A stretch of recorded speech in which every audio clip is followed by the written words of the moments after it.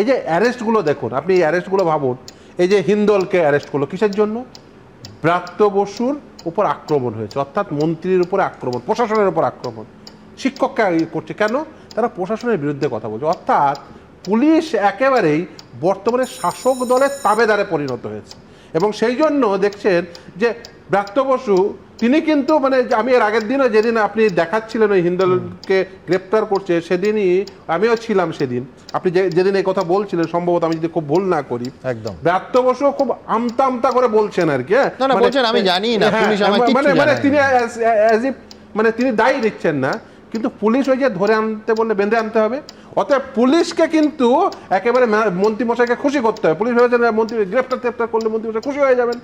আবার দেখুন এই শিক্ষক কাণ্ডে আপনাদের মনে থাকবে কলতানকে গ্রেপ্তার করা হয়েছে, মনে আছে একটা ভয়েসের উপর, একদম ভয়েস। এবং সেই ক্ষেত্রে কলতানে কিন্তু হাইকোর্টের অর্ডারে কিন্তু কলতান মুক্ত হয়।